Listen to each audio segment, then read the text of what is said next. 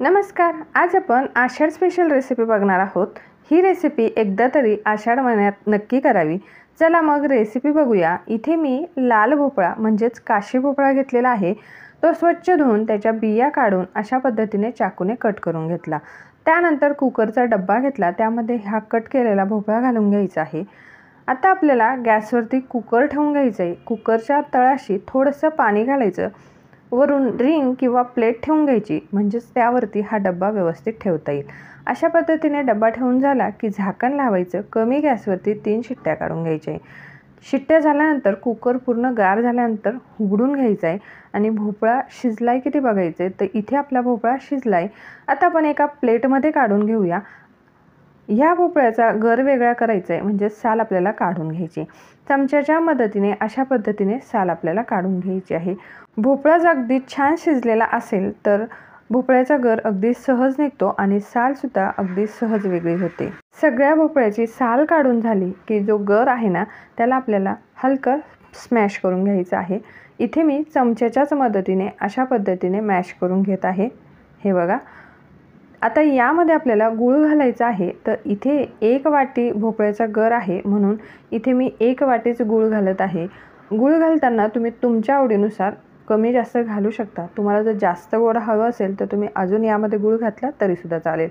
अशा पद्धतीने भोपळ्याचा गर गरम असतानाच गूळ मिक्स करायचा आणि 1-2दा असं व्यवस्थित मिक्स करून आणि झाकण ठेवून 5 मिनटं आपल्याला हे बाजूला ठेवायचे. म्हणजे काय, भोपळ्याचा गर गरम असल्यामुळे गूळ लगेचच विरघळून जाईल. 5 मिनटानंतर इथे मी पावभाजी स्मॅशर घेतले. त्याच्या मदतीने अशा पद्धतीने भोपळ्याचा गर आणि गूळ व्यवस्थित मॅश करून घेत आहे, म्हणजे ते अगदी छान व्यवस्थित मिक्स होऊन जाईल. तर इथे आपला भोपळ्याचा गर आणि गूळ छान मिक्स झालेला आहे. आता यामध्ये सुंठ, वेलची आणि बडीशोपची पावडर घातली. त्यानंतर थोडीशी हळद घातली आणि 1 मोठा चमचा भरून खसखस घेतली होती. त्यातली अर्धी खसखस घातली, अर्धी आपण नंतर वापरूया. आणि अशा पद्धतीने हे सगळं व्यवस्थित मिक्स करून घ्यायचं आहे आणि बाजूला ठेवून द्यायचे. आता इथे एका बाउलमध्ये 2 वाटी गव्हाचं पीठ घेतलं. अर्धी वाटी जाडसर रवा घेतलेला आहे. तुम्ही इथे बघू शकताय. अशा पद्धतीने रवा घेतला आणि आता यामध्ये 2 चमचे बेसन पीठ घालून घेत आहे.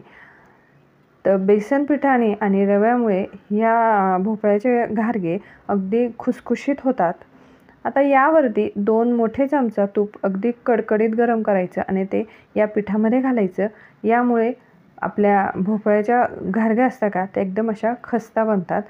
तर हाताने आधी गरम होतं म्हणून मी चमच्याने मिक्स केलं. नंतर हाताने अशा पद्धतीने व्यवस्थित या पिठाला आपल्याला तूप चोळून घ्यायचे. यामध्ये 1 चिमूटभर मीठ घालायचं आणि जे आपण गूळ आणि भोपळ्याचा गर व्यवस्थित मिक्स करून घेतला होता ते यामध्ये घालून घ्यायचे आणि याचा एक असा घट्टसर गोळा भिजायचा आहे. पण यामध्ये पाण्याचा अजिबात वापर करायचा नाही. अशा पद्धतीने हे भिजवून घ्यायचे. जर इथे पीठ तुम्हाला थोडंसं सैल वाटलं तर थोडंसं पीठ, गव्हाचं पीठ यामध्ये ॲड करू शकतात. अशा पद्धतीने व्यवस्थित घट्टसर असा हा पिठाचा गोळा भिजवून घ्यायचा आहे. इथे तुम्ही बघू शकताय आपला पिठाचा गोळा अगदी छान व्यवस्थित घट्ट भिजला गेला आहे. आता या पिठाला ठेवायचं नाही, लगेचच घारग्या लाटायला घ्यायच्या आहेत.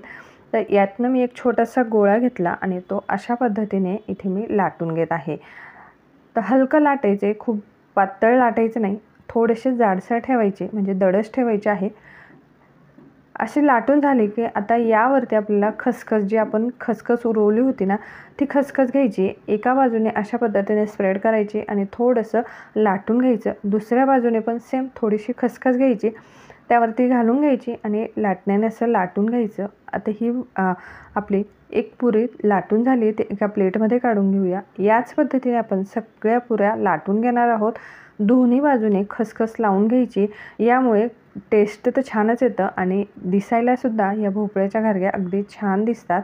दोन्ही बाजूने खसखस लावून आणि सगळ्या पुऱ्या अशा पद्धतीने मी लाटून घेत आहे. आता पुऱ्या लाटते तोपर्यंत गॅसवरती तेलसुद्धा ठेवले. तेल छान गरम झाले, कडकडीत नाही करायचं. तेल अगदी मीडियम गरम असावं.